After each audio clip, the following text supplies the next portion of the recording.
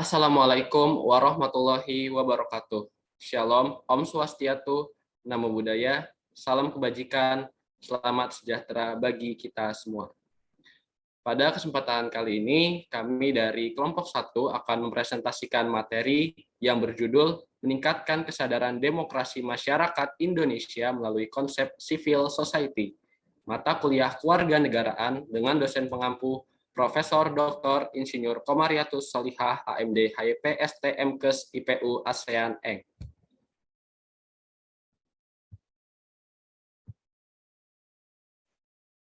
Sebelumnya, izinkan kami memperkenalkan diri terlebih dahulu.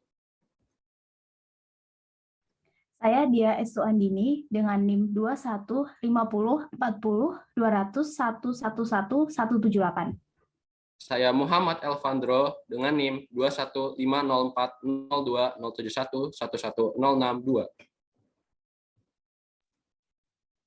Saya Prisalia Tiara Kalista dengan NIM 2150402011111173. Saya Sevia Melani Supriyadi dengan NIM 2150402071111183.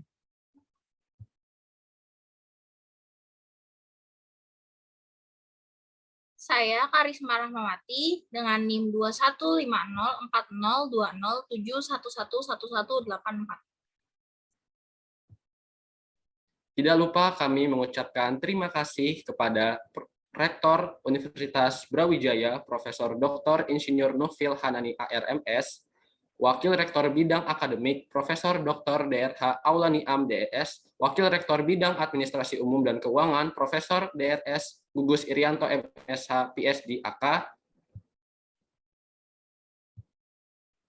Wakil Rektor Bidang Perencanaan dan Kerjasama, Profesor Dr. Insinyur Moh Sasmito Jati MS, Wakil Rektor Bidang Kemahasiswaan, Profesor Dr. Anders Abdul Hakim MSI, Dekan Fakultas Pertanian, Dr. Insinyur Damanhuri MS, Kepala Program Studi Agroekoteknologi, Dr. AGR Nunun Barunawati SPMP, dan yang terakhir, pengampu mata kuliah kewarganegaraan, Profesor Dr. Insinyur Komariatus Sholihah, AMD, HYP, STMKes, IPU, ASEAN, Eng. Nah, di sini saya akan memaparkan daftar isi dari PowerPoint yang akan kami sampaikan pada hari ini. Yang pertama dimulai dari dasar hukum, kemudian ada tinjauan teoritis dan tinjauan empiris, lalu konsep civil society, berikutnya implementasi civil society di Indonesia dan perkembangannya, lalu hasil dan pembahasan, kemudian kesimpulan, daftar pustaka, dan yang terakhir lampiran. Nah, di sini terdapat dasar hukum yang menguatkan peran civil society di Indonesia, yaitu ada 4. Yang pertama, Pancasila Sila keempat, yang berbunyi, kerakyatan yang dipimpin oleh hikmat kebijaksanaan dalam permusyawaratan perwakilan. Kemudian yang kedua, Undang-Undang Republik Indonesia Nomor 17 Tahun 2007 tentang Rencana Pembangunan Jangka Panjang atau RPJP Nasional tahun 2005 sampai 2025. Yang ketiga, Peraturan Presiden Republik Indonesia Nomor 5 Tahun 2010 tentang Rencana Pembangunan Jangka Menengah Nasional atau RPJMN tahun 2010 sampai 2014. Dan yang terakhir, Keputusan Presiden Nomor 198 Tahun 1998 yang membahas tentang Tim Nasional Reformasi menuju Masyarakat Madani bagi masyarakat Indonesia. Untuk materi selanjutnya akan disampaikan oleh rekan kami. Ya, materi selanjutnya adalah tinjauan teoritis. Yang pertama ada pengertian demokrasi. Demokrasi sendiri merupakan keadaan negara di mana dalam sistem pemerintahannya kedaulatan berada di tangan rakyat, kekuasaan berada di tangan rakyat, kekuasaan tertinggi berada dalam keputusan bersama rakyat, rakyat berkuasa, pemerintah dari rakyat, oleh rakyat, dan untuk rakyat. Kemudian ada pengertian civil society. Secara historis, civil society adalah sebuah konsep yang diturunkan dari revolusi sosial politik dan sejarah yang telah mengalami proses transformasi dari model kehidupan feudal ke kehidupan industri. Civil society merupakan sebuah wacana yang telah mengalami proses panjang yang diwujudkan terutama dalam proses modernisasi yang di dalamnya terjadi transformasi dari masyarakat feodal ke masyarakat modern. Civil society memiliki karakteristik. Yang pertama, satu, adanya ruang publik yang bebas. Yang kedua, adanya pilar penegak. Yang ketiga, budaya civil society. Beberapa nilai budaya yang harus dianut dan diinterpretasikan ke dalam kehidupan sosial society antara lain demokratis, toleransi, saling mempercayai, saling menghargai, keadilan, dan sikap kritis, serta rasional. Next. Selanjutnya ada tinjauan empiris. Civil society dan demokrasi saling berhubungan. Keduanya memiliki dampak positif dan dampak negatif. Civil society berdampak positif bagi demokrasi, terutama ketika civil society berperan dalam transisi atau perubahan politik dari otoritarisme ke demokrasi. Jenis civil society yang dapat berkontribusi dalam demokratisasi adalah civil society yang dapat memainkan perannya sebagai penyeimbangan kekuasaan negara, melayani kepentingan masyarakat dan negara, serta mempengaruhi kebijakan negara yang ditunjukkan untuk kepentingan umum. Sebaliknya, civil society dapat berimplikasi negatif terhadap demokrasi dan demokratisasi jika karakter dominannya adalah etnosentrisme, radikalisme, dan orientasi kekuasaan. Materi berikutnya akan disampaikan oleh rekan saya. Selanjutnya adalah konsep civil society. Civil society di sini diartikan sebagai ruang kehidupan sosial yang terorganisir dengan ciri-ciri kerja, sukarela, keswasembadaan, keswadayaan, dan kemandirian dalam hubungannya dengan negara. Civil society itu penting karena dapat menjadi benteng pertahanan terhadap campur tangan negara yang berlebihan oleh berbagai perkumpulan, organisasi, dan kelompok bebas dalam diri masyarakat serta adanya ruang publik yang bebas. Nah, konsep civil society yang banyak digunakan oleh para ilmuwan sosial politik di Indonesia sebagai entitas independen dari civil society yang merupakan representasi dari banyak lembaga independen di luar negara yang telah mendukung proses politik kehendak rakyat yang lebih bijaksana. Next. Selanjutnya ada implementasi civil society di Indonesia. Secara sederhana dapat diartikan bahwa yang disebut civil society di Indonesia belum ditemukan, karena bangsa Indonesia sendiri sedang menghadapi proses transformasi sosial di satu sisi, dan di sisi lain kekuasaan negara yang sangat besar atas rakyatnya. Oleh karena itu, Indonesia menghadapi beberapa kendala dalam mewujudkan civil society, antara lain, yang pertama adalah kualitas sumber daya manusia yang belum memadai karena pendidikan yang tidak merata, yang kedua rendahnya pendidikan politik masyarakat, yang ketiga situasi perekonomian nasional tidak stabil pasca krisis mata uang atau moneter, yang keempat besar angkatan kerja yang belum terserap karena terbatasnya jumlah lapangan pekerjaan, yang kelima pemutusan hubungan kerja atau PHK dalam jumlah besar, yang keenam kondisi sosial politik yang belum pulih pasca reformasi. Materi selanjutnya akan dijelaskan oleh rekan saya. Baik, selanjutnya ada perkembangan civil society di Indonesia. Kondisi civil society di Indonesia masih jauh dari sempurna bagi kemampuan penyeimbang untuk kekuasaan negara. Tetapi dengan munculnya komunitas-komunitas pro-demokrasi, alternatif dan kegiatan protes akhir-akhir ini menunjukkan bahwa rakyat Indonesia memiliki keinginan untuk lebih mandiri dan berpartisipasi dalam pemungutan keputusan strategis. Kondisi ini harus didukung agar demokratisasi yang sedang berlangsung di tanah air dapat terus berkembang. Tampaknya, keadaan civil society di Indonesia pada era ini masih jauh dari sempurna untuk menjadi kemampuan penyeimbang bagi kekuasaan negara. Next. Berikutnya adalah hasil dan pembahasan. Data dalam penelitian ini berasal dari data primer berupa kuesioner yang ditunjukkan kepada responden. Pengumpulan data dilakukan mulai tanggal 8 Maret tahun 2022 sampai dengan 9 Maret tahun 2022 dengan cara membagikan kuesioner online melalui sosial media. Terdapat 111 responden yang mengisi kuesioner mengenai demokrasi dan civil society ini. Yang selanjutnya, tujuan pengumpulan data ini adalah untuk menguraikan deskripsi identitas responden menurut kriteria sampel penelitian yang telah ditetapkan. Hasil pengumpulan data adalah sebagai berikut.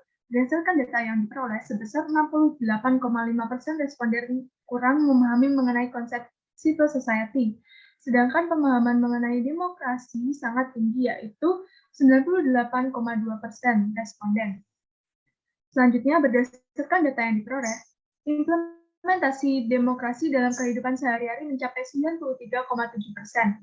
Namun responden juga berpendapat bahwa penerapan demokrasi di Indonesia masih kurang optimal, yaitu 59,5%. Selanjutnya, menurut sebagian responden, civil society berperan penting dalam penerapan demokrasi, yaitu sekitar 91,9% responden. Dan responden yang berpendapat bahwa masyarakat Indonesia yang sudah memenuhi karakteristik civil society adalah sekitar 50,5%. Selanjutnya akan dijelaskan oleh teman saya. Baik, selanjutnya itu kesimpulan. Civil society merupakan suatu bentuk hubungan antara negara dengan kelompok-kelompok sosial dan gerakan-gerakan sosial yang ada di dalam negara dan bersifat independen dari negara. Tumbuhnya demokrasi di suatu negara tergantung pada konsep civil society. Semakin banyak demokrasi di suatu negara diakui dan dilaksanakan, maka semakin penting pula masyarakat sipil di negara itu. Tetapi di sisi lain, jika demokrasi dibatasi di suatu negara, maka kualitas civil society sangat dipertanyakan untuk dikembangkan. Dari hasil penelitian, pemahaman mengenai konsep civil society masih rendah. Masyarakat Indonesia belum masuk dalam kriteria civil society. Hal ini dibuktikan dengan rendahnya penerapan demokrasi di Indonesia yang optimal. Selain itu, tingkat pendidikan sangat mempengaruhi pemahaman akan demokrasi. Untuk meningkatkan demokrasi melalui civil society, diperlukannya penyebarluasan serta penanaman nilai-nilai civil society dan membangun karakteristik serta budaya dan peradaban yang selaras dengan modernisasi tanpa melupakan jati diri dan keunikan sebagai bangsa.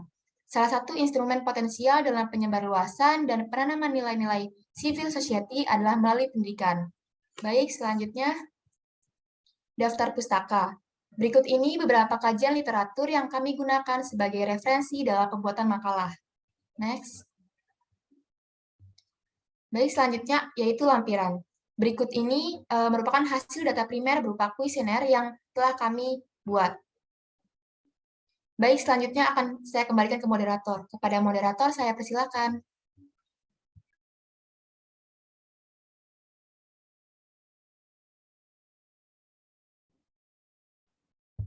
Baik, terima kasih. Sebentar. Oke. Baik, terima kasih kelompok 1 atas materinya. Dan itulah teman-teman penyampaian dari pemateri kami tentang civil society di Indonesia. Dan selanjutnya memasuki sesi berikutnya yaitu tanya jawab. Nah, pada sesi tanya jawab ini akan diberikan hanya 2 pertanyaan saja. Dan untuk teman-teman yang ingin bertanya dipersilakan menyalakan mic. Maksud saya ya nyalakan mic terlebih dahulu. Menyebutkan nama dan dari kelompok berapa.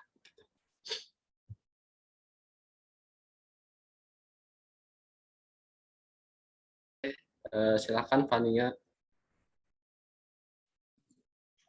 Baik, perkenalkan nama saya Fania Indah dari kelompok 1, izin bertanya tentang civil society di Indonesia, apakah di Indonesia itu bersifat fleksibel, dan dalam penerapannya apakah di Indonesia sudah berjalan sesuai dengan pedoman civil society. Terima kasih. Baik, terima kasih Fania atas pertanyaannya. Selanjutnya, 1 pertanyaan lagi. Oke, di sini sudah ada Zalianti Muninggar. Ya, dipersilakan. Baik, terima kasih. Perkenalkan, saya Zalianti Muninggar dari kelompok 2. Pertanyaannya, apakah pemerintahan sudah masuk berperan aktif dalam civil society di masa pandemik yang ada di Indonesia? Terima kasih. Baik, terima kasih juga atas pertanyaannya. Ya, untuk anggota kelompok 1, jika sudah memiliki jawabannya, dipersilakan untuk menjawab pertanyaan dari penanya.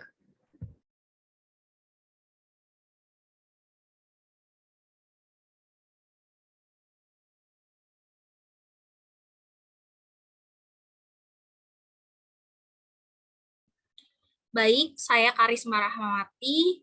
Saya izin menjawab pertanyaan dari Saudara Fania Indah. Saat ini, iya, sudah cukup fleksibel. Kita perlu memahami dulu pengertiannya bahwa secara sederhana civil society dapat diartikan sebagai suatu masyarakat yang beradab dalam membangun, menjalani, dan memaknai kehidupannya. Civil society ini dalam kenyataannya memang belum terlaksana dengan baik karena sifatnya pada masa Orde Baru pemaknaannya masih didominasi oleh pandangan-pandangan klasik sebagai pemahaman non-state atau anti-state. Sehingga menjadi tidak fleksibel dalam mengikuti perkembangan zaman, jadi cenderung kaku dan statis. Namun saat ini sudah terlihat perubahannya. Kita bisa ambil dari contoh bidang pertanian bahwa Greenpeace yang sudah dijadikan tolak ukur keberhasilan LSM juga bergerak tanpa batas-batas negara dan berhasil mencegah kehancuran ekologis akibat revolusi hijau di masa Orde Baru.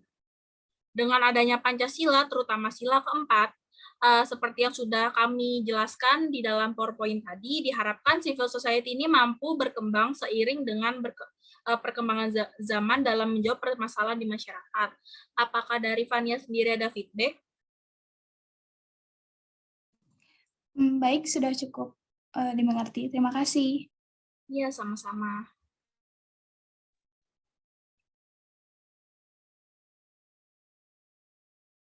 Oke, baik. Selanjutnya untuk pertanyaan kedua, dipersilakan untuk dijawab. Baik, saya ingin menjawab pertanyaan dari Zalianti. Pertanyaan kan tadi, apakah pemerintah sudah masuk berperan aktif dalam civil society di masa pandemi yang ada di Indonesia ini? Jawabannya, pemerintah sudah berperan aktif. Yang kita tahu, sekarang ini pemerintah sudah menjadi komandan pengendalian pandemi COVID-19 di Indonesia, namun sebenarnya masyarakat sipil lah yang menjadi kekuatan terbesar melawan virus ini. Di masa pandemi virus COVID-19 ini, pemerintah masih belum maksimal dalam menghadapi pandemi. Sebenarnya seperti itu.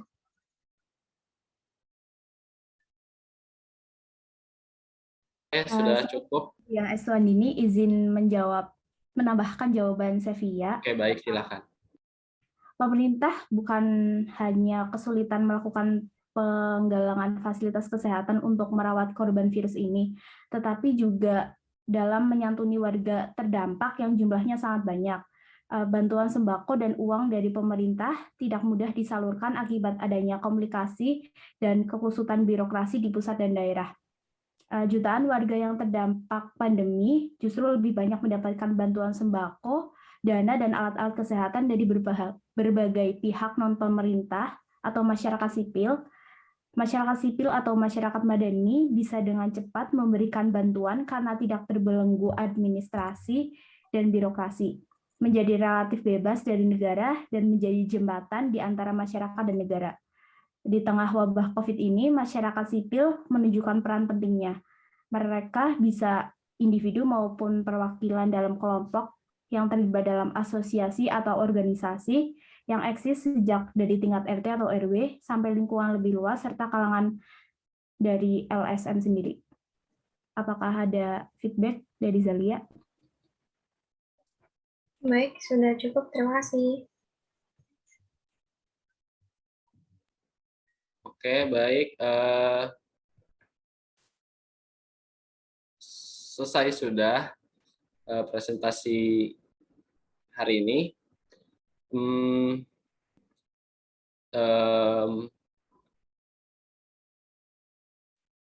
Alhamdulillah. Dan saya sebagai moderator, mohon maaf atas kekurangannya. Dan untuk kelompok kami juga saya mewakili, mohon maaf masih banyak kekurangan. Dan terima kasih juga untuk teman-teman atas perhatiannya. Wassalamualaikum warahmatullahi wabarakatuh.